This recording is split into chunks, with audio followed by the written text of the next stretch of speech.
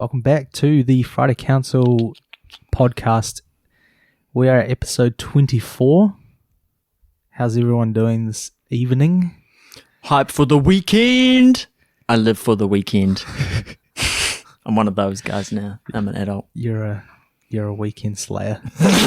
That's me. So hype, good mood, good spirits. Nice. David? Yeah, not too bad. What are you chatting about today, Nav? Oh, how are you, Nav? Oh, yeah, thanks for asking me. I appreciate it. Nah, I'm doing all right.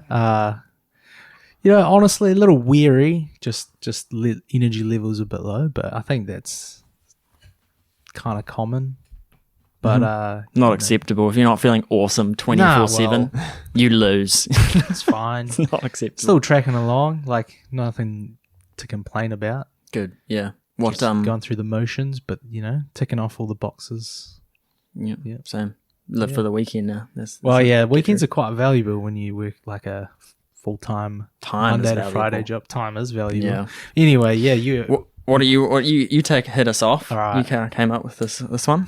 Yeah, well, we were chatting in the group chat this week, and topic which came to mind was like hindsight, retrospect, and lessons that we would tell our younger selves if we knew early, like what we know now, how we would approach things differently. So that could be formed by like things through high school, what teachers have told you, your parents, figures of, I guess, stature in your life when you were younger and how it's formed you. I guess just lessons that you've kind of picked up and learned over time. What's one kicking us off? What's one that immediately comes to your mind? Well, the first one that comes to mind would be not hopping straight into studying straight after high school, and I think that is a common thing for a lot of people, and you don't learn that until after. So, in saying that, that's one of those things where, like, I'm not saying studying's wrong, and you do, like, I've gained experience and had some good times, like met people through university, etc. But for me personally, it's kind of like a waste of time. I was kind of just doing it for the sake of doing it. And post that, you have the old big SL, taking the L, student loan. Yeah, the big SL. Why did if zooming out even more? Because I think I'm the same.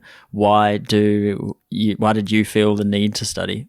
Or did you just not feel anything about it and it's just what you do, so you did it?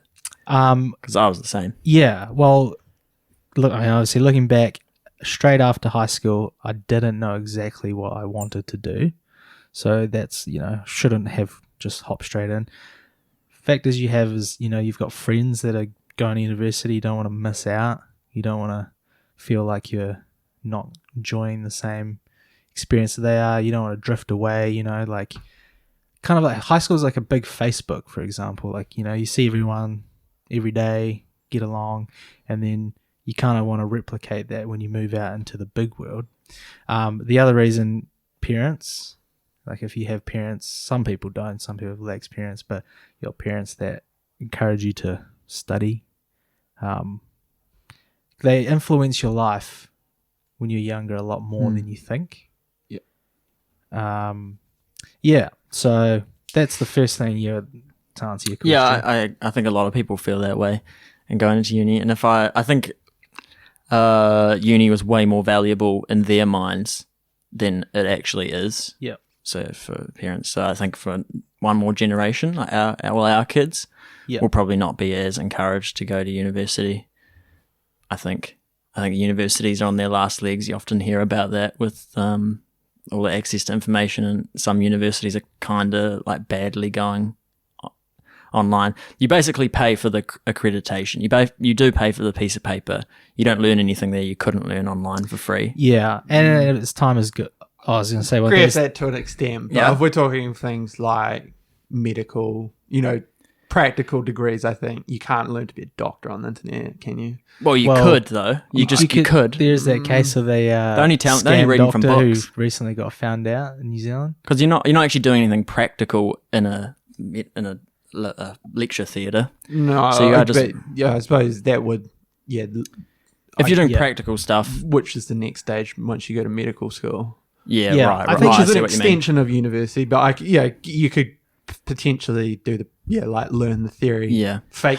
Also, but also you pay for the accreditation, so universities are good for getting the piece of paper, and so you can show people that you're like somewhat smart. But also they're good for a form of, they're basically networking as well. Because I think there are certain which jobs you can't get too, online though. necessarily. Well, not as good. Like what you're saying, like doctors, for example. I'd say engineers, maybe argue lawyers.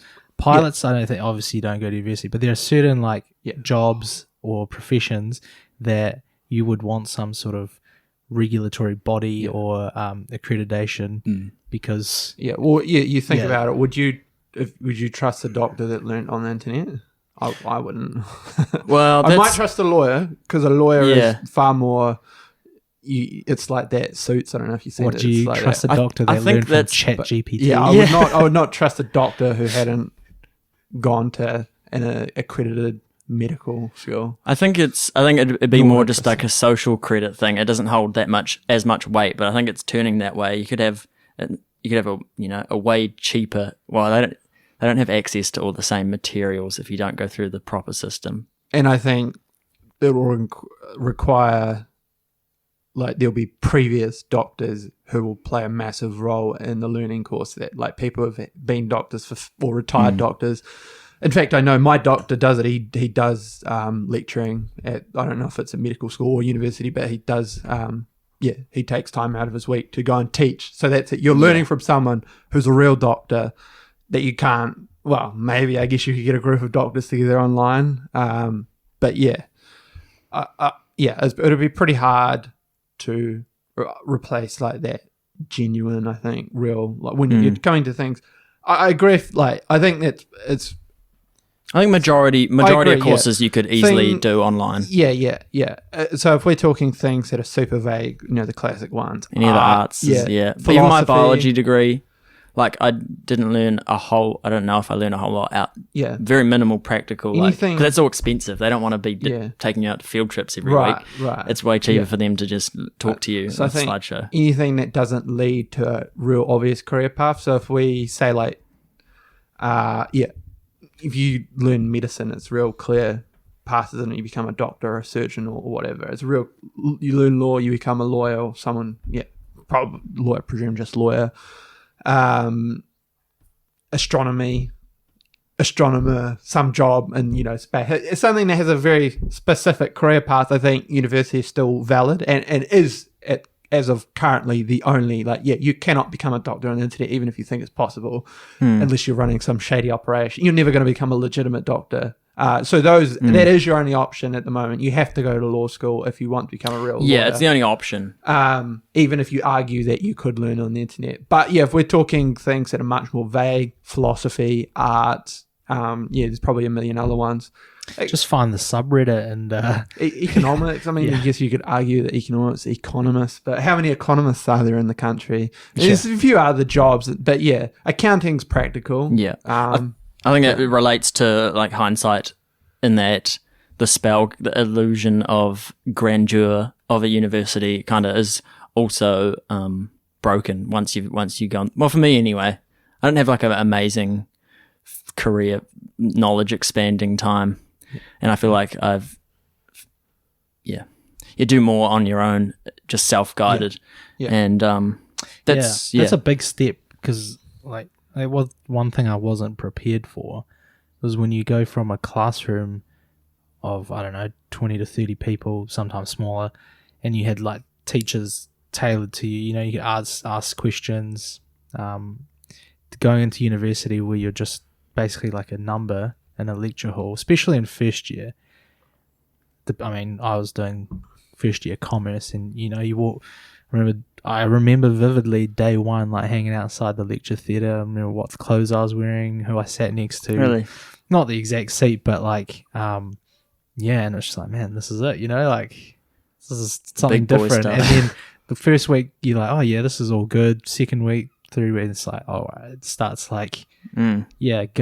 jumping at you, and then I think the workload, you're just not like I wasn't quite prepared mentally, or like thinking, oh yeah, I can just come and go as you please. I think the first month I went to pretty much every lecture, and then that's when you start seeing like people dropping off, and just if it's not, well, that's the thing, because you can do it there. The university offers parallel course lectures online as they record the lectures basically.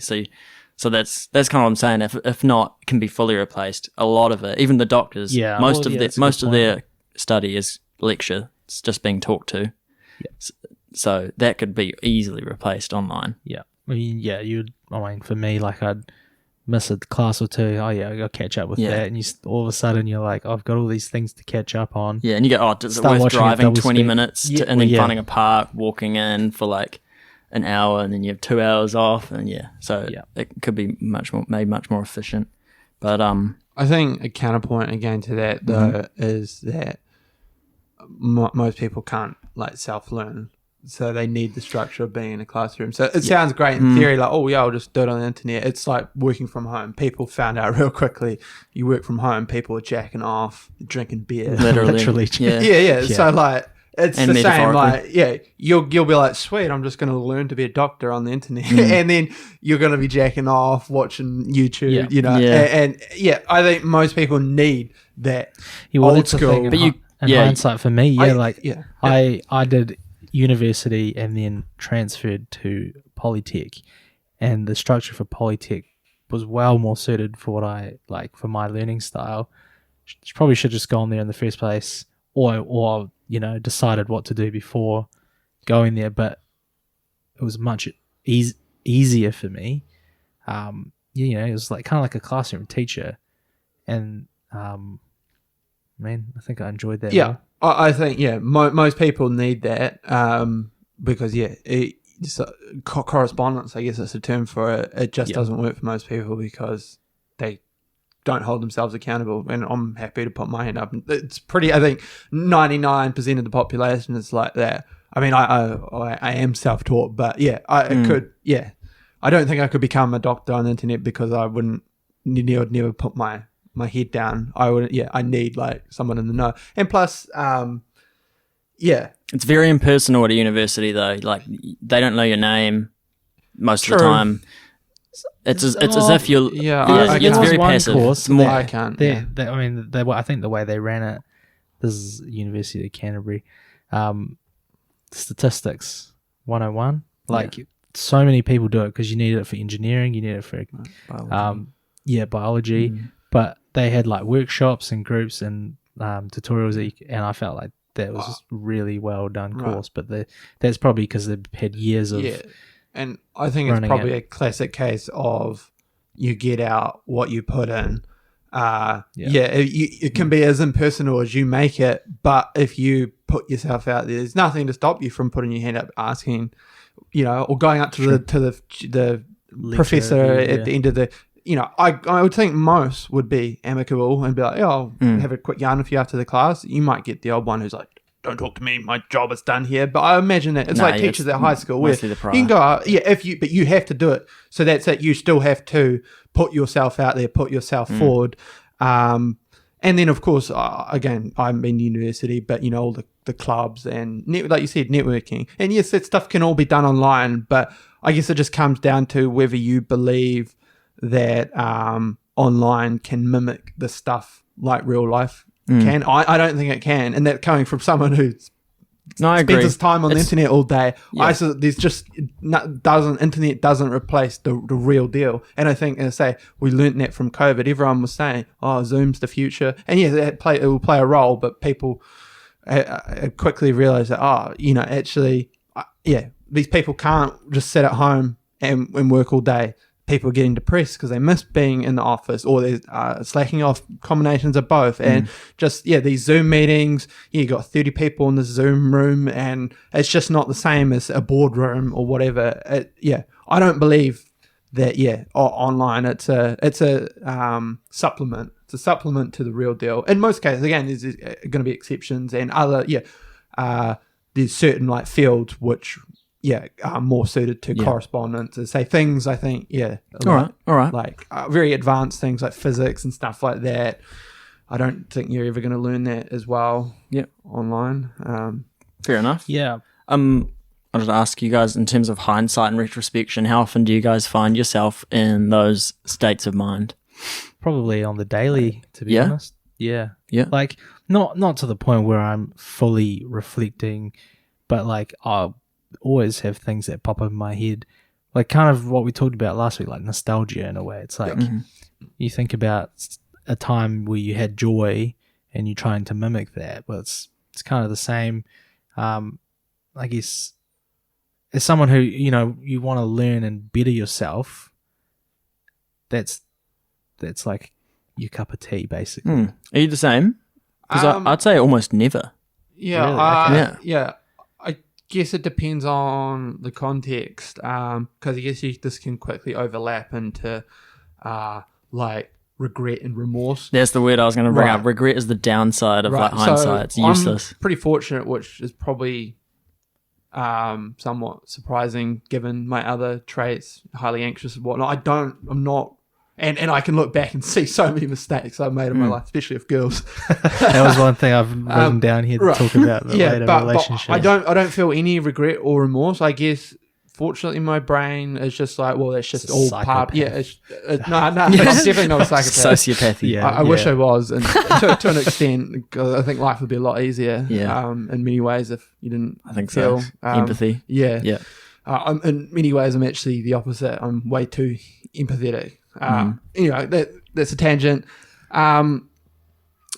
Regret. I think, the way, fortunately, my brain operates is I just say, well, that's like, it's not, I'm not full on to this, everything happens for a reason, but it's just like, well, that's just the way it was. The failures, the mistakes are all just part of what makes me today. So I'm pretty fortunate because I can see that, there's that classic case of everyone says on your deathbed, you're not going to remember all the trivial shit. I could be in that state of mind now about, geez, I just wasted so much time on this, or, so I completely blew my chance with this really hot girl and, all these things, but I don't get that. And I'm glad that I don't, because I could see that would be tremendously crippling. But I do. I mean, I think I reflect a reasonable amount. I'm often connecting the dots where, I gave the example before we started chatting on here, like now as an adult, and I'd like to think a relatively well-educated, above average educated adult, you see how sort of, uneducated is not the right word, but naive. You see that a lot of your teachers and your parents were, they only knew so much. Ignorance is a bad connotation to it. It is, but it doesn't is have to be. They're blinded. They've got blinders. Hmm. They learnt from a textbook or their parents, and most people, I think, I'm realizing, once you've done your degree or whatever and you get your job, that's it. You don't really. Of course you got your lane. But that's it. You're not really expanding your knowledge, and I think that's where so many people go wrong. And I think I saw that for a lot of teachers at high school, especially like the older ones who would have learnt what a very vanilla sort of thing at teachers college, and they just haven't really moved on with the times. And this is a super random example, but I think a really good example of what the point I'm trying to convey. When I was a teacher aide a few years back in the primary school. That's right, I forgot it. Yeah, teacher aide. That's so whack. An interesting time. Yeah, it was That's an interesting awesome. time. There was a teacher there, and she was not well liked in the staff room, and that's because she was, I guess, what you would consider a workaholic. She was always makes the others look bad. Now I'm realizing that's why everyone else is lazy as shit. They wanted to get drunk in the staff room on Friday afternoon in the staff room, when she wanted to be like doing meetings and trying to move the school forward. That's kind of tall poppy, In a way, it is. Yes, in a way. They're like, well, this person, in their way is that, and that's it. So one of her big things is she was always wanting these extracurricular meetings after school, which. Teachers, I don't get paid to do this. I get paid to work from 9 to or whatever, 9 to 3. I don't want meetings and all this, and that's her. I now understand that was actually, she was an an awesome teacher. Probably was an awesome teacher. I didn't have it, but she had the right mentality that I'm not here just to do the bare minimum. I'm here to constantly improve the way that I teach and constantly improve my school, my classroom, and all of that. It's an interesting story. It's a good, I think it's a great lesson. example of and unfortunately, I think a great majority, not all, as I say, I labelled off some examples of, at the time I didn't realise, fantastic or at least extremely intelligent teachers, much beyond the average intelligence of a teacher at high school. But I think the great majority of teachers are just pretty average people, and when you're a child, you tend to think that all teachers are equal and that they've got everything figured out. But they all have degrees, so they must be geniuses. They really don't. Again, it's not to say that they're all terrible. It's just that they're not phenomenal, most of them. Yeah, that kind of reminds me of a maths teacher at school. You probably know who I'm talking about, who was real, like, people perceived him as quite angry and aggressive. He was quite old. He was an older one, Mr. S. Maths. It'll come to me. Anyway. Oh yeah, I will. Anyway, point being, he was like real. To me, I found him to be like a really good teacher. He like explained everything if you applied yourself and were willing to learn, but he just didn't take any BS. Like if you started playing up, he was yelling at you, like not throwing the book at you, but like he didn't want you in there because he was so serious about his work that he wanted to see like students thrive. And so it took me a while to realize, like, because I had him as a form tutor, and it was almost like, oh man, it's the first like 15 minutes of the day. Oh, I've got to sit here in silence. And then after like 2 or 3 years, it's like, he's actually like a really good teacher. It takes a while for the fruits of his labour to come out. Yeah, I think I had him in year 11 or something, and he kicked me out of the class once. That's a different story. But even the way he approached me afterwards was like, he's quite reasonable. He came out to me and anyway, I'll just tell the story. One of my friends was leaning back in class on his seat, and when he wasn't like talking to the guy behind him and he wasn't looking, I tipped a bit of water like on his seat, and then like 10-15 seconds later he like jumped. He's like, what the heck, like what is this? And then he kicked me out of there. Anyway, he came up to me at the end. He's like, they're not expecting you to, like, you're the sort of student to do something like that. And I just explained to him, it was just moment of fun. And he's like, yeah, that's fair enough, but like the classroom's a place to learn, maybe keep that out in the playground. I was like, well, that's a good way to approach it. So in hindsight, it's like those were the sort of teachers that you probably should have paid most attention to. 100%. And there's also the Romanian teacher who taught maths as well. Maths, calculus. Everyone hated her because she was aggressive, but if you applied yourself, she would like spend 10 minutes with you after school, like explaining something to you if you wanted to, like would go the extra mile. Whereas then, like thinking back then, when you have those teachers that are like too chill, you just take it serious, like a joke. I think that's the problem, though, right? Well, I can only speak for myself, but that's that you like the teachers who to just chill out, chuck a video on. The but, RE teacher who just play movies all the time. Everyone has one of those. I think. And like you're like, this is awesome, but in hindsight, it's like, actually, no, that's not great. There's time and place for that. Again, you don't want it to be complete opposite. There's no fun teacher whatsoever. But as I can only speak for myself. But in hindsight, I was one of the science teachers I had in year 10. She was a doctor, so that gives you an idea if we're going to give credence to university degrees. She was at the top of the pecking order.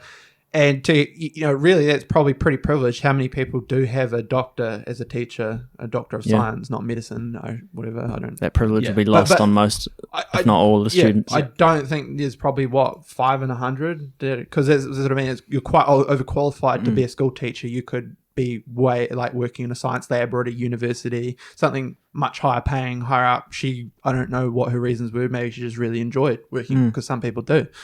But at the time, no interest in science, no interest in school, full stop. I'm just there to annoy teachers and stuff like that. So I didn't, you're like, oh, this teacher sucks, she's a B word and stuff like that. But in hindsight, that was a great, even like as an adult, I'm not very science-minded, but I could ask her some questions that, she could probably give me really good answers to. But so it's a shame that I was a fool when I was 14 or so, 13, 14, but it is what it is. On retrospection, I just want to say, like, it seems as though I almost never am never retrospective. Makes it sound bad, but I think I'm intentionally not, because any lessons that you're going to learn from something bad happening or something that you do regret are immediately obvious. Like with the example of the university studying online, it's going to be apparent whether you can self-teach yourself online or not, because there's a test that's going to reflect like how well you're actually doing. You can't escape from it, and so you're going to learn straight away whether you're going to learn the lesson. I should have been, whatever the lesson is, I should have been more attentive in school and class or whatever.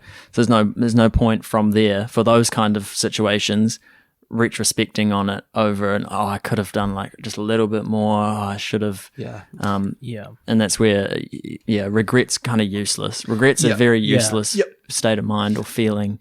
So I think I'm similar to David. Like, even though you reflect on these things and you look back in retrospect, I'm not regretting like the decisions I've made. It's like there were some real dumb things that you do, and at the time you probably think, oh man, why I regret doing that. But it's like, I think it's just with age and with time, it's like it doesn't actually matter. No. Like school, for example, I should have applied myself more, but then there's also times I should have taken a back seat and not taken it so seriously, because realistically you can go to university and study anyway, even if you don't get NCA level 3 or university entrance. Going like meta retrospection, what is something that we think you might putting ourselves 10, 20 years in the future might retrospectively wish is that a useful exercise? I think you reckon? It's really useful because that's it. You're like because that's it. Our brain, I guess, is it's hardwired to look both forwards and backwards. But if you can take the lessons of what you think you ought to have done better 10 years ago, you can then leap that. So for example, for myself, I should do like more. I should as I do something crazy, book a plane ticket to the middle of nowhere, do stuff like that. Storm Area 51. I should get I should put that's nostalgia. I should put myself out in the world more if I want to. And I think you kind of know as you've got these inclinations, and I'm always I'll do that. I'll do it next year. Just do more stuff rather than sit in front of a computer all day. I know I should do that. Yeah. For me, one is to like the desire to travel, like wanting to travel. COVID kind of obviously put a backseat for a lot of people, and it made me realize that, man, like I still want to see the world. Like, I remember at the time thinking that, man, we might not even have these opportunities anymore. And so the last trip I went to, I remember even thinking like, man, should I even do this? Like, it's a lot of money. It's going to set me back if trying to buy a house. But then I was thinking like, in 10 years, 20 years time, am I going to be thinking about this? Like, I'd probably regret not having gone then, having spent the money and gone and enjoying the experience and the time and seeing things. And so that's kind of changed my behavior on that to the point where it's like, I'm ready to like book another flight somewhere else and I think travel. To add on to that, and what I was saying is, you don't wait until, because things never will be perfect. Like, don't wait until conditions are perfect. So that's a good one. Yeah, unless you're climbing a mountain. Even then, just it's not going to be perfect. As long as it's I know what you mean. As long as you have.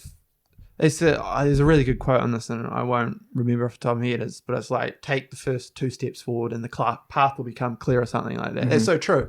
you just you'll figure it out as you go. And I've given my personal story directly relating to that is my first tattoo, whereas like waiting for like the perfect one, and even my first one, which I'm stoked with now, but I immediately learned that lesson. I was like, I'm like 90. If I had to put it into a percentage, I'd say I was like 95% sure that it was my first one. So I was like, this is forever, big deal. And then, but then once you get it, I was like, even if I still do only like it 95%, it's done. I don't have to think about it anymore. And I was also thinking about hindsight and retrospection kind of as a superpower that's kind of granted just to humans. You know, humans can effectively time travel, right? We can go to the past in our heads, we can go into the future in our heads, and no other animal can really do that. Basically, you can find exceptions, or I don't think there's any exceptions. No, I mean animals carry like trauma, which is like triggered from the past, but it's not the same in any way. So I think if we can, regret is the definite downside, big L in terms of hindsight and retrospection. But if you can kind of develop a good relationship with that, use it as a superpower, using your brain, like the exercise of imagining yourself on your deathbed or in the future somewhere, time traveling effectively into the future, retrospecting back to here. I think it's probably, you could probably utilize it quite effectively if you can wrestle with it. Yeah. And get the balance of not anxiety or like regretfulness, but learning the lessons and then going forward into the future. Yeah. Yeah, I agree. Yeah. And that basically is, if you really had to, I guess, I was going to say like boil, what makes humans, and I was probably pattern recognition is the number one thing that makes human, but that's a form of pattern. You're recognizing patterns in the past. That's it. So other animals can pattern recognize. We're just real good at it. But I feel like this is like on another scale to any other animal. The downside is the knowledge of death. It's that far in the future, right? But certainly if you can, it's one of those things where it become crippling. But if you just utilize it, it can be a superpower. But I think go back a step and tie in with like our younger selves and teachers, parents, stuff like that. Again, I'm speaking for myself, but I think it's applicable to the vast majority of people. But so this would be what I guess I've reflected upon as an adult, is you're realizing how little your parents and probably your teachers know, and start seeking out knowledge. Because this would be a good thing, even if we say your parents are geniuses and your teachers are all geniuses. Yeah, you've like what if you had two teachers as you? Well, like expand. What's that? What are you talking about? He's got two teachers as parents. Yeah, right. So for me, it's a double whammy when we're talking teachers and parents. But even if we give your parents and teachers the benefit of the doubt and say they're super geniuses, it's still a good thing to broaden your horizons, seek knowledge from others. And obviously that's where the internet is beautiful, within reason. Don't go on these stupid Facebook pages. Trust, read scientific studies. And that's a different skill, isn't it? Learning what navigating sources to trust. Yeah.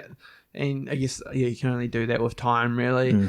But because that's it. Even if your parents are way smarter than average, they'll still, because we all have our blinders. And I think that's the big thing. Is you're just probably going to end up, and I guess if your parents are super geniuses, it's not such a bad thing. But if you're like me, your parents are average, if you don't seek knowledge from elsewhere, you're probably just going to end up average like your parents. And I guess that's fine if you want to be average, but if you don't, you're going to have to learn different things from others who have insights into other, fields. And And I say that's even if you're not striving to be like super amazing and a high achiever or whatever, it's just good to see how things are done in a different way. You mentioned something real good, I reckon, with the you said something about in relation to learning which sources to trust on the internet. You said that will just come with time. I think that's basically the whole point, right? Is that the lessons are going to be learnt through time, no matter how much you imagine yourself in the future and retrospect back. And this was another point I was thinking in terms of this, in hindsight and retrospection, for like an argument, I think fits well with this idea, is that no two arguments are going to be the same. So you can easily look back on an argument in hindsight and say, I shouldn't have lost my cool there. I shouldn't have blown up. Like next time someone mentions my weight, I'm not going to get triggered by it. But no two arguments ever going to be the same. You'll be like, well, this time you'll justify it by saying, well, this time they were mentioned my weight, but then they also mentioned my mum. So I blew up again, and they're never going to be exactly the same situations in life. So just without forcing it, you're going to have to go through with time anyway, and accumulate the lessons. There is no substitute for time, but I certainly think you can increase or fasten learning curves by going down the right avenues. There's still you're right. That's good. And we're recognizing patterns. Exactly. Like for me, I keep getting triggered when people mention my weight. Well, that could be a pattern. Still thing I struggle with is in a disagreement is wanting to say something straight away, straight after the person I'm talking to. So let's say for my wife example, is upset and trying to like explain something. I interject and try and like fix it straight away as opposed to just listening, so that should be understood and heard. That's OP. That's it's OP like, technique. And sometimes you like I catch it sometimes in the moment. Sometimes I don't. It's like nice. So you're about to say anything, like, no, just wait. Are you finished? Like, are you finished what you need to say? Yeah, that's hard. I'm gradually getting that. It's really hard. It's so hard. I think that and that's somewhat epic to be conscious of, though. Nice. As a little bit of a tangent, but I think that's you realize that I'll say humans in general, most of them are way more irrational than you'd like to think. So in the case of that, if you're quite a logical person, you're like, I'll just give you the solution. But actually, most people don't want the solution. That's it. They want it's a classic it's man it's thing. an emotional thing. When a man and woman fight, it's the tale as old as time. Right. I think she's like, I don't want. I respect any females that have said, and I have friends who have their girlfriends tell them like I don't want to know like the answer. I just want you to listen, or I just want to like vent this out. It doesn't make sense to our brains. Yeah, and another thing with that, and this can be man or woman, but you often find if it's more of a two-way argument or debate, whatever you want to call it, people often don't want like to what's the word? They don't want like the real outcome. They just want to be right. So they'll keep shifting the goalposts. You'll be like, oh, no, that's only a chick thing, man. Nah, definitely not. You'll like correct them on something, and you could do it in a real concrete way, and they'll be like, oh, but this, and it'll just keep shifting. Already too far in. It's that. It's not. Again, this is a bit of a tangent because it's not really. Well, the way I would tie that into hindsight and retrospect is, don't waste your time arguing and getting into, especially on the internet, but even in real in IRL, you're human. You're going to do it still, but avoid them as much as possible because arguments are essentially fruitless. Especially on the internet. Especially on the internet. But as a teenager, I used to, and a young adult, I used to just love arguing. And it's that quick dopamine hit for 5 minutes afterwards. You feel like you achieved something. And then after a while, I guess just as in my mid-20s, I started like reflecting, especially after arguments with my parents. I was like, what am I actually achieving like doing this? Like, it does feel good. It definitely feels good. It does, but it's, I think we've used this term before, it's a dirty buzz. Well, that's the way it started feeling for me anyway. It's like, this is, like, good term. I've like proven myself to my parents. It's like, what has this achieved? Is this moving my life? No, it's not. And it's kind of made me think back there. It's so dumb, obviously, in hindsight now, but like I went to make like a Twitter account, like just a troll Twitter account solely for the purpose of talking smack and like replying to people. And, you actually went through with it? I've thought about it. I've been very close. I have made the account. I think I did like one or two posts, and then it's just like, what is the point of this thing? Human, and even now, like, you see on Facebook, there'll be things where I'll read and I'll be like ready to type, and I'm just like, have you ever typed one out and then deleted it last minute? You're like, I've done that many. I've done that. It's a few not times. worth. Yeah, it's just like I'm not That's real relatable. I think most people. Yeah, we're all human, so we've all got that. As I say, I think a good way of terming it is low frequency behavior. We all have it because that's it. We all have our higher self and our lower self, and I don't think that lower self. Yeah, you just learn to recognize and it'll be this dirty buzz. Move on, and then if you move on, you forget about it. 10 minutes later, you're on to the next thing, and it's gone, and you didn't waste your time. So one thing, I don't know if we'll finish on this specifically, but wanting to cover is probably more in the area of relationships before we get to ahead of time. Yeah, let's go. And like an example, obviously, for some, a lot of people is thinking back on your first girlfriend or long-term relationship that maybe hasn't ended so well. So imagine your first relationship going perfect. And some people. How few times does that happen? There'll be a handful of. Well, I say handful. There's obviously more than that statistically, but who met someone in high school, the high school sweetheart, and ended up marrying them. Like, I think that's awesome. Like, kudos to them if they last the test of time. I think in a lot of cases you could probably, again, just purely theory, speculation, but I would argue, I think in a lot of those cases of where you've been together since high school, it becomes a comfort thing where you're staying together. Yeah. Because what are the chances? Most relationships, no matter what. That's probably a fair point because that's it. Like, what are the? But especially if we go back to high school, just thinking. And again, I can only speak for myself, but I would think, again, as most people, you go through quite a rapid or dramatic change from the person you are at high school to who you are by the time you're 30. And again, so what are the chances that you're still going to be compatible with said part? Because they've probably transformed themselves. And that's it. When you're in high school, you both listen to emo music, both drank energy drinks, you both cut your wrists. I think you do that, but you know what I mean. And then now you go to the gym, you listen to rap music, and she doesn't go to the gym. Yeah. She's obese, and she listens to quiet.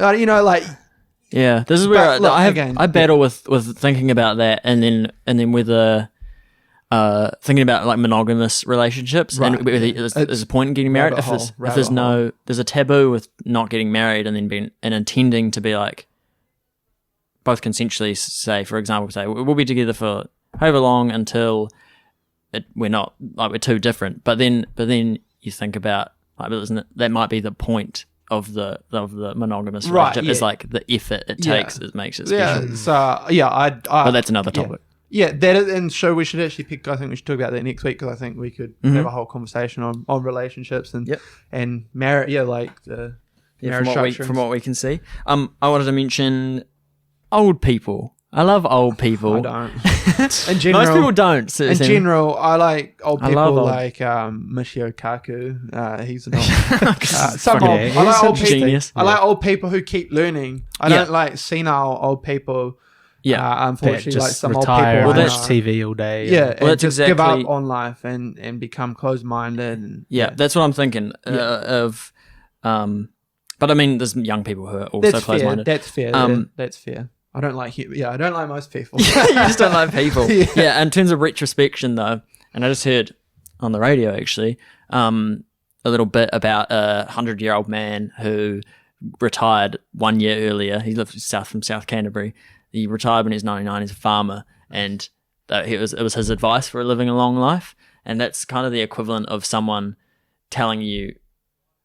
Like he has good authority because whatever he says, you can't argue with the results. No, it's definitely you can argue. I know you're going to say it's survivorship bias because you see this all the time. Drink 3 cans of Dr Pepper a day. Yes, no, you just have good genetics. But you like cook with olive oil. These stupid things that are not based and like superstitious. His one was. I mean, you have to look at the trends. You take it with a grain of salt. His one was he smoked and drank heavily apparently until he was 50, and he said he gave that up when he was 50-ish, and he says that he credits that. And what else was it? I can't remember what else it was. But anyway, with old people's retrospection, I feel like that's the kind of wisdom you can't Google that I've talked about before that I really like. No, I see where you're going with that, but again, I think in vast majority of cases it's going to be survivorship bias. And this is a big thing that most much. people are blinded by this. They'll be blinded by this for all their life. They're like, oh, I've just done this is without like factoring in just that you could be lucky. As I say, I've seen a real clear case of this person who lived to 100 something, and she said, drink 3 cans of Dr. Pepper a day. Yeah. Now that is just not scientific. Most people who drink 3 cans of Dr. Pepper a day are going to live an average lifespan or below the average lifespan, because if you drink 3 cans of Dr. Pepper, was she being sponsored by the lobby control? It's like the classic case of, we all know that smoking, statistically, on average, the smokers will be more shorter lifespan, all of that, but you can have outlier smokers who live to 100 years old, and they'll tell you smoke forever. My granddad was a chain smoker his whole life. I think lived to like 85. And there is that thing. I don't know if you guys have heard about it. If you like pass, like you get past the like 70 to 80 year bracket, you end up way longer. Yeah, a lot of people. If you get past 90 or something, you're like more likely to live past 100 than there's something for some reason. I think it's just because your body's just calcified from all the Dr. Pepper. I don't think it's that. It's because when you look at the average lifespan, which is like 78 or something in New Zealand, that's taking into account, that's a significant portion of people who die before 78. So that's baked into it. Like child. Yeah, child. So that brings that average down. So then it's like, well, if you've made it to 70, I can't explain it, but it's something to do with just because, you're. Well, someone should explain that better. It makes sense in my head. I've read it. It's because you've already made it. Yeah, but that's a different topic. But to go back a little bit, look, don't get me wrong. There could be some forms of wisdom that, especially really like nuanced stuff. Well, if you just play out our life, like how much we've learned already, surely it's just So it's, if not linear, exponential. I'm just gonna say, I think a lot of the trends that were kind of common things that most older people say is like spend more time with your family or don't work as hard to spend time with your family, like things like that, which is probably like there's wisdom in that. Sound advice, but then equally from someone, there will be some people who say, in hindsight, I should have worked harder in my in my 20s or my 30s. So it's like it's not objective. No, exactly. 100%. It's a great way of putting it. That's it. They're going to tell you what they wish that they had done with their life, but that's not going to be applicable to, take like Leonardo da Vinci. He's not going to say, "Oh, I shouldn't have worked hard. I should have spent more time with my family." Where he had no wife, no children. Yeah. I think, but history remembers him as an incredible. So he was probably quite happy that. Well, maybe he wasn't. But maybe we have no idea really. I was going to say another one that gets talked about. Sorry, is just Tesla. Like you're looking back in like your 20s. A lot of people say, the 20s is the time where you should invest most of your money, and then some people will say, the 20s are the time for you to go live overseas for 2 years or travel, backpack around it's the world. It's going to be very personal. So exactly, that's it. People are always, it's subjective, as you said, which is the best way of putting it. It's subjective, and that's it. They're always looking at it through their lens, their biased lens. Like, this is the way you do things. But I think, with wisdom, I can't think of a great example off the top of my head, but for things that are very sort of nuanced, super random, it's not a concrete example, but if you say like, if you're like a farmer in the backcountry of New Zealand and certain little things that you're not going to find on the internet, the soil is this pH, I can't, but you get what I mean, something super nuanced, so sort of like folklore almost. I think in that, or maybe a better example, folk wisdom. Folk wisdom. I've heard that in Australia that police still employ Aboriginal. They're called trackers. So that's kind of where I was going with that. They know the land like the back of their hand. So even though we've got GPS and all this stuff, they know whatever these certain characteristics of that some people might follow a certain way or whatever, and they can like maybe identify footprints, or I don't know what it is, but they just some super nuanced knowledge that's really hard to put on the internet. But I think, and to take it back a step again with like the lifespan one, I think in general taking advice from this old person who's lived to 100 is probably not great advice for the reason I said survivorship bias, but also you can get scientific advice with Andrew Huberman, David Sinclair. There is real scientific literature out there of what you want to do if you want to increase your lifespan. Now, again, you could get a really bad hand and get a brutal stage 4 cancer, whatever, what was it, leukemia. Melanoma. You could get that. But I think leukemia is like one of the real bad ones. You could just get a bad hand, and even though you did all the right things, and vice versa, you could do all the wrong things and get lucky. But on average, so if we do take a population size and say, if we follow Andrew Huberman and David Sinclair's advice on what we should do with our sleep, our exercise, our cold plunges, or our whatever you want to call that, extracurricular exercise, whatever, and sleep, supplements, diet, all of that stuff. If we follow that to a T, or if we do that over a large sample size, if we take 10,000 people and they'll do it, you'll see that they'll increase their lifespan on average. If your goal is to increase lifespan. That's what I mean. I think in general, in most cases, don't take, no matter what their age is, don't take your advice from people when you're asking, like a specific thing like, oh, how do you get to live so old? Take your advice from scientific literature. Unless you're a super conspiracy theorist and you think all these well, no, I'm more saying like wisdom in terms of how to live your life. Science will never be able to tell you how you should live. But the old people can be like, but don't worry about girls in your 20s. It's still subjective. Yeah, that's what I think it's subjective because this is a slightly different. Take it with a grain of salt. But science won't be able to. I agree. Or science can kind of measure happiness, but again, that's using subjective. It can tell you things like we all know, like don't sit on the couch and eat pizza all day, and things like that. It'll tell you some good habits to do. Like get out in the sun, get enough sun, do enough exercise, generally eat well, all those things. Yeah, and you could still be super depressed even if you do all that. But again, in general, if you apply it to a large sample size, that will increase people's happiness. But there'll still be outlet. It doesn't. I think nothing it's works more 100%. Yes, trying to look at it it depends how you look at it. If you're wanting to how you approach or want to accomplish life. So this is a slightly side topic, but for example, if a lot of people say you want to build wealth, why do you want to build wealth? Do you want to retire? Do you want to be financially free? Do you want to be able to provide for your kids or things like that? It's like there's different reasons as to why people do something. So in terms of living life, you could live life to try and live as long as you want. You could live life to the fullest and do daredevil things and potentially have a parachute that doesn't go off when you're skydiving, but it's how you're approaching life because it's so different for everybody else. Some people just want to party every weekend and have a good time.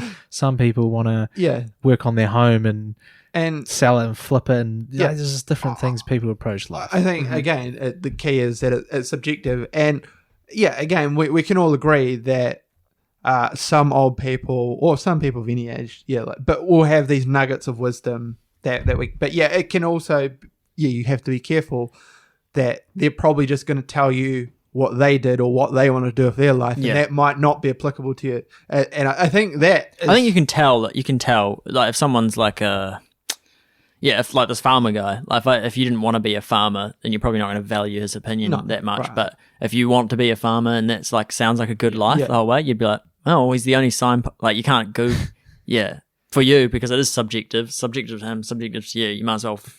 He's going to be the only signpost really for how to live your life. If you want your life to subjectively look like his subjective life, then I suppose that's good enough evidence. And anecdotal evidence is evidence still. So perhaps a better way of putting it would be seek out advice.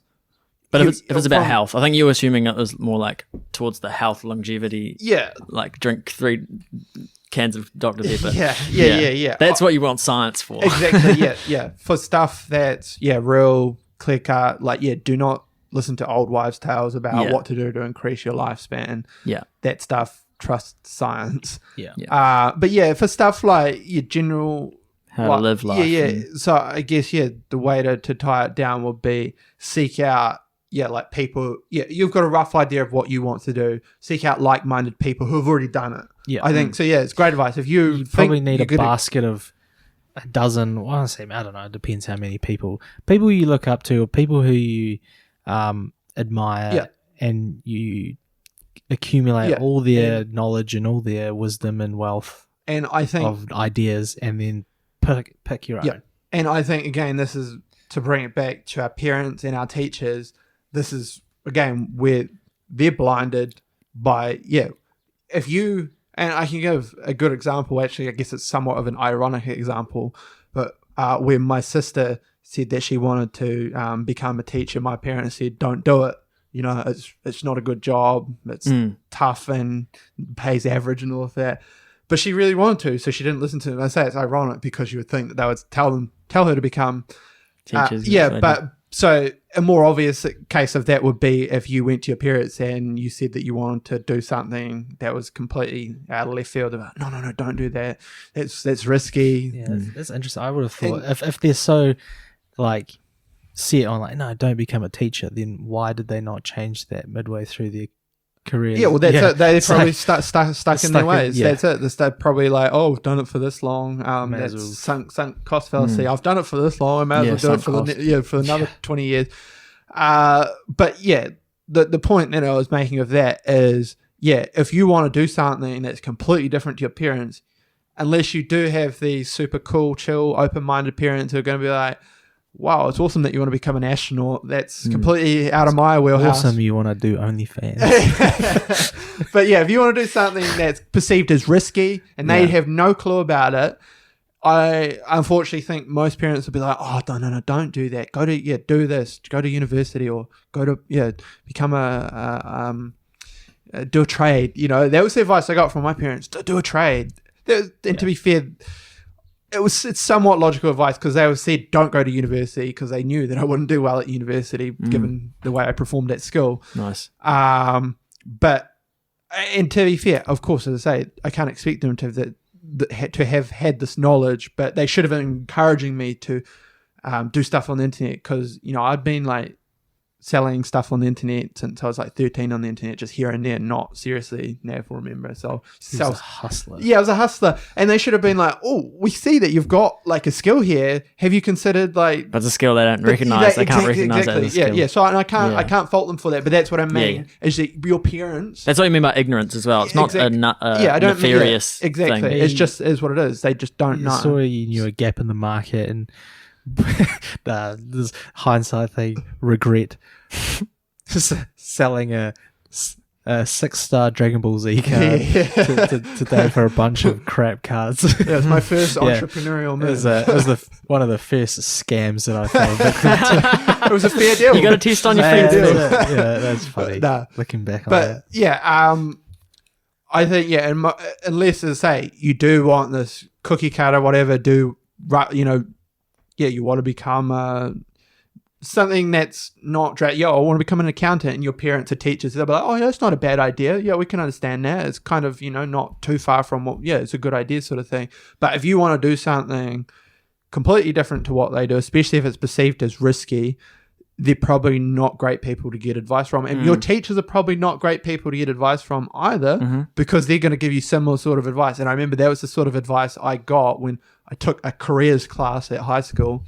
And I was sort of like asking, I was trying to get like open avenues. I think it was more of like computer related stuff at that point in time rather than selling stuff. And I just kept being told there is no like job opportunities in this industry. And so they didn't have the connects. They didn't know anything about it. Again, they're just these old fogey teachers who probably had a quota to, we can't have ex-pupils becoming tradesmen. I think not trades. Trades is one of the things that was, they would tell you to go to university or do a trade. So for me, they kept, and I did. They put me in programs for plumbing and stuff at high school. It is somewhat of a bit of a result of a lack of imagination, but also.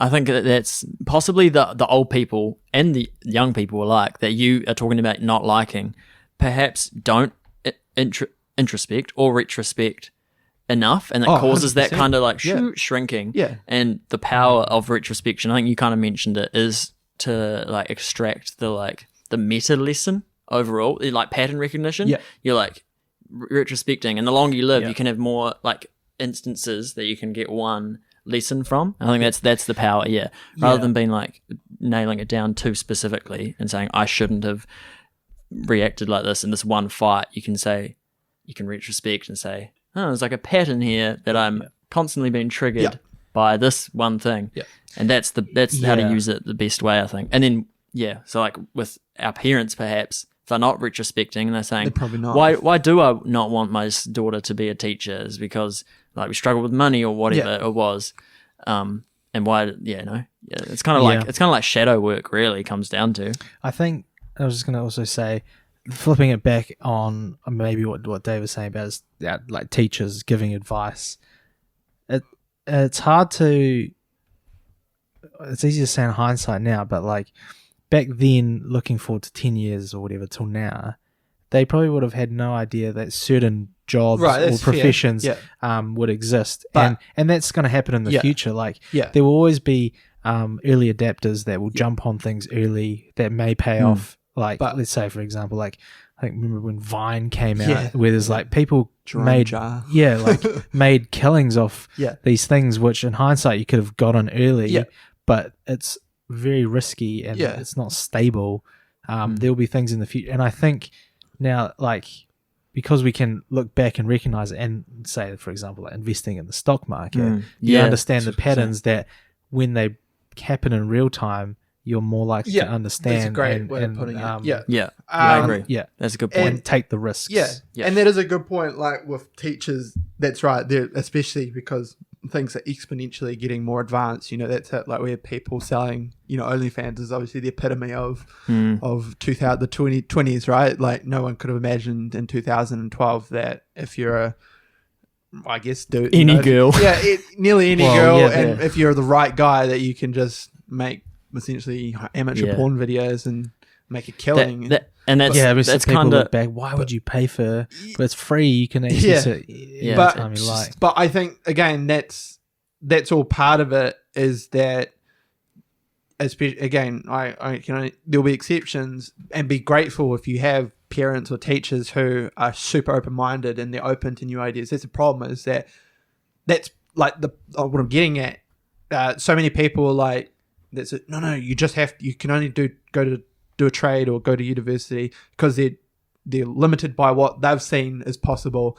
You should always be open. Like you mentioned your somewhat of a business idea a week or so ago with the setting up a marketplace sort of thing, and it's like it's risky, but by all means, like if you believe in it, you should be open to anything. Essentially, like if anyone came to me, I'll give you like my honest opinion, sort of thing. If I can recognize that.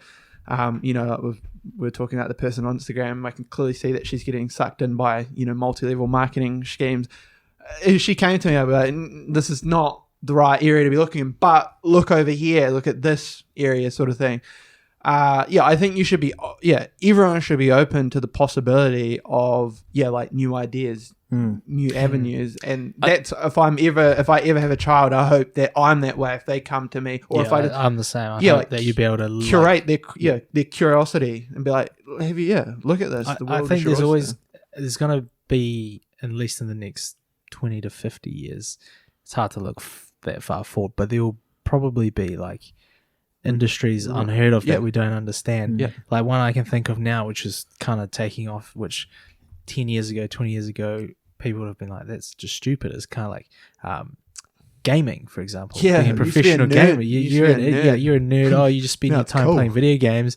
Now, like those people, especially the ones at the top tier, like in teams and play professionally, they're looked up to. And you look at the money that's involved in it. Like, and I don't know what the League of Legends. I don't play that, but used to play Dota too. But their main international tournament, the prize pool was the last time I watched was like 17 million. I'm sure it's more than that now. And this is where I think this is where the retrospecting, if you're thinking about video gaming, is it's not like, oh, I should, and if you're looking in hindsight, I should have got real good at League of Legends. It's like, people just want to pay lots of money to be entertained. You also don't even have to be that good at it. Like, this is what I would hope, and I can look back, I'm assuming we all had parents who said like, "Why are you wasting your time playing video games?" sort of thing. I said, "Yeah, not to an extreme extent, but my parents, didn't think highly of me playing video games.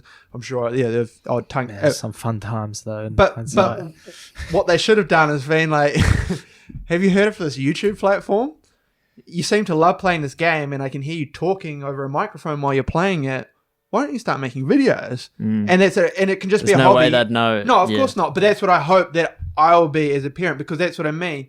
But you should always be like searching. That's the problem, is that at some point you shut off and you stop learning things. You should always be like being open-minded is tough, but it will be just as much of a jump, if not more, because it's exponential change from us. Like, I'm sure our parents said that when they were our age. True. I hope I'm like that to our kids. I don't want to be as strict as my parents were to me. I want to be like blah blah. And then it comes to it, and you're like, don't throw away your why you want to do OnlyFans, daughter? Yeah. Don't throw away your life. But I would be a little bit murky about that. But I think, I mean, because with that, when you're involving sexuality, like that's a whole other. It's like a meta thing. It's I know what you mean, but it'll be like that. Harmless, you're not like there's not potential. You get what I mean. You're not making highly offensive videos or things like that. You're just like doing something fun, like playing computer games and doing a commentary of it or whatever. It'll be hard. It'll definitely be hard. But even real difficult. And I think this is the beauty of another point,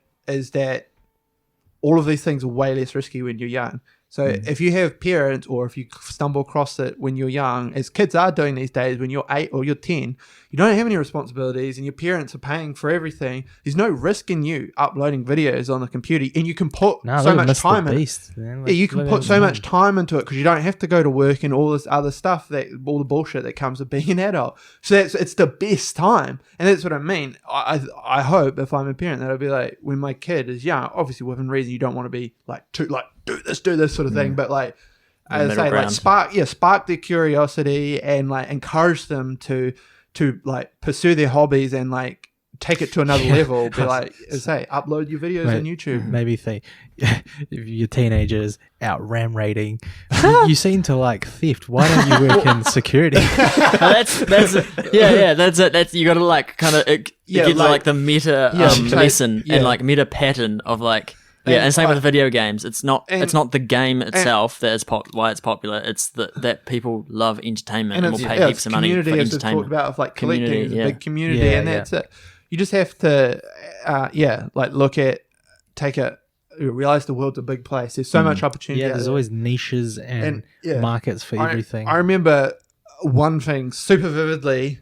When I was like 12 or something, and I used to spend hours in Photoshop making, I was going to say stupid, but memes. But were you effectively making memes? But you could argue that not really. I was when I was a super wrestling fan. I'd just make these like wrestling. I think they were called like banners or something. I used to be on like wrestling forums, and you just like Photoshop like your favorite wrestlers in and put like these cool graphic effects on them. And I used to love doing that. And my dad would be like, "Oh, you're spending way too much time on the computer, blah blah blah blah." And it's like, well. Now that actually Photoshop's a good skill to have. It's a good skill to have, and I have used it to create my own brand of products. Albeit, I'm not an expert in Photoshop, but good enough to make a basic logo sort of thing, which turned into real products that I sold.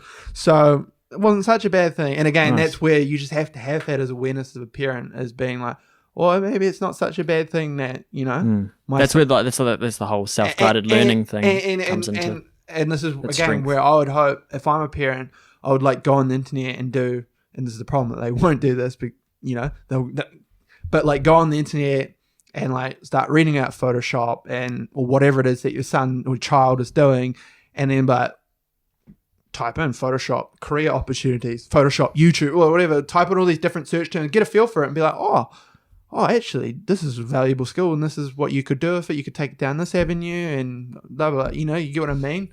Yeah, like, because that's it. It's coming from that place of ignorance. Oh, you're wasting time on a computer, where it's like, you have no idea, like, how valuable, it's a hard one. I think we're talking about like the beauty of YouTube, for example, is just how amazing it's like probably one of the best, if not the best platform. Better than it allows you to it allows you to learn about anything. Better than the teachers. There's university, maybe in many cases. Like today, I learned how to I bought a drill. Never owned a drill before.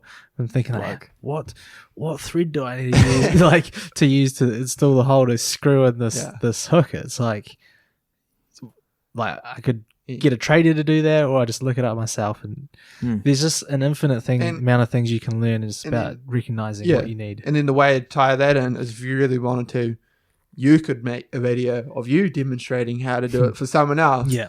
And that's what I'm contemplating doing with all these weird items that I'm buying at the moment, like the copper tongue scraper and stuff. I'm like, this is a dope item that most people have never probably heard of. It's like, if you wake up with bad breath, this is a game changer sort of thing.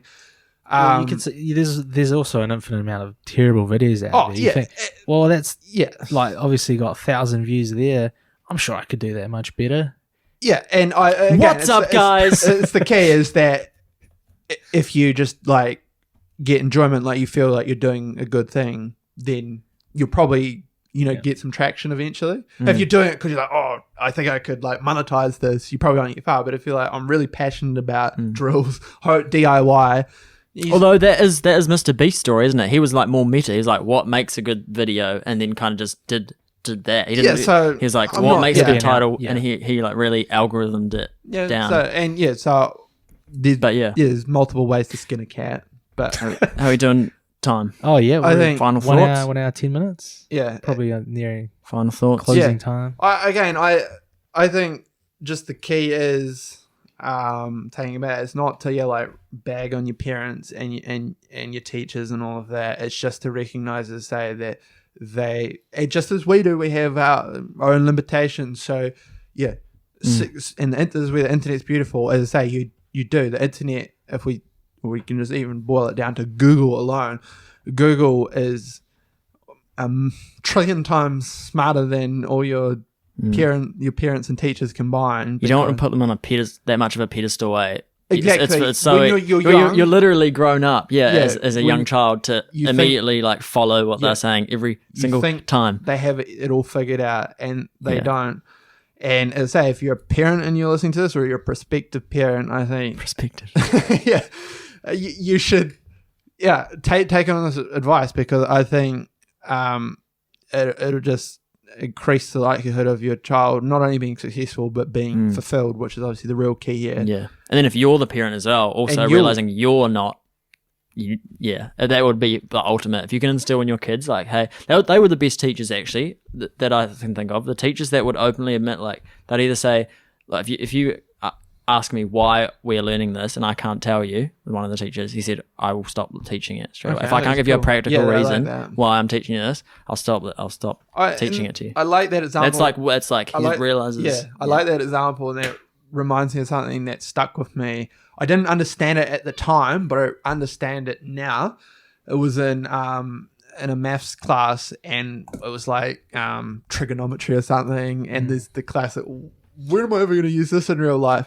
And the way he explained it was, it's like Richie McCaw doing push-ups. He doesn't do push-ups when he's playing rugby, but the push-ups prepare his body to play rugby. And that's what he was explaining. It's it's mental exercise. And and so of course you're probably not going to use it in real life, but it's good for your brain and that sort of problem-solving skill. I didn't understand it at the time. I'm like, that's rubbish. But I understand that it resonates with as an adult. That's so true. Yeah. It's a good nugget of wisdom. It's a good nugget. You're not going to find that on the internet. Trigonometry is like Richie McCaw doing press-ups. It's like algebra too. It's like, it might have even been algebra, but any of those, But then, I don't do engineering, but it's like a core thing you need to understand. It's like a meta again. It's like a meta skill. Yeah, well, maybe we'll wrap it up there. I think we said we didn't get a chance to really go into the whole relationship aspect of hindsight, or so. Maybe next week we'll touch on relationships, and we'll have a think about during the week some ideas, be a bit more planned and prepared. My final thoughts on hindsight and retrospection that I need to think about them more as a superpower, and milk them a bit more, or pick the low hanging fruit, because I don't do it often, like I said. So maybe pick the low hanging fruit that I can reap from doing those things. Yeah. For me, we didn't even talk about it, but in hindsight, looking back, to stop looking so much at the bigger picture of things, but bite-size it down into small, achievable things. Because the results speak for themselves usually over time. And one more, I think, again, if you're young and the younger you are and you're listening to this, the better. You're probably not like 12, but maybe you're 20 potentially if you listen to, as I say, the younger you are, the easier it is to take risks. So I think that's one thing I say. I wish, again, I don't regret it, but I wish I pursued like making money online properly when I was 13 or 16, because I was in the ballpark, but I never thought like it was just hustling. Yeah, I never realized you will get more responsibilities whether you like it or not. So it's way better, especially as soon as you moved out of home, to take risks when you have nothing to lose. Literally, you're living home and your parents. To touch on that, because I think a lot of people look at risk as like not having the money to do something or to take that leap. Mum and dad's credit card. Well, yeah, but like even at our age now, like you probably have slightly more disposable income, but you lose time. So you got to find that sweet spot where you execute. Yeah, I think not like groundbreaking advice, but real good reminders for all of us to keep thinking. I think there's a real golden age between the high school years. I think it's not limited to that. I think it's a golden age because you literally have like no responsibilities. You can come home and do whatever you want, and you've got massive holiday periods. Go on MSN, and chat to your mates. And if you're lucky, so one thing I'll credit my parents with, like, there was always money available when I needed it. Nice. I think that helps. Not like, I'm talking like $20 pocket money, and occasionally they'd, whatever might buy me something new. Or you could work part-time jobs. Fortunately, I never had to do that, but that too. Do a paper round like I used to do. Right.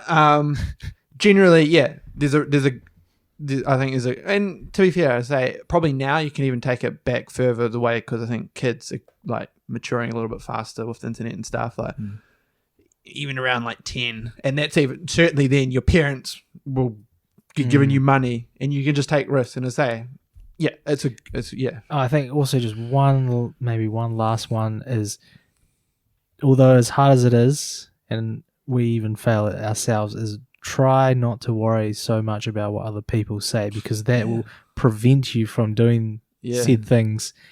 Like you become scared, or what is my friend going to think if I do this or do that? Or it's like, it's a much cleaner buzz. That's a dirty, and it's a much cleaner buzz to get above that. It feels real. That is a tough one to learn at a young age. That's tough, but I think the sooner you can realize that, that's a superpower. Yeah, so again, is a superpower.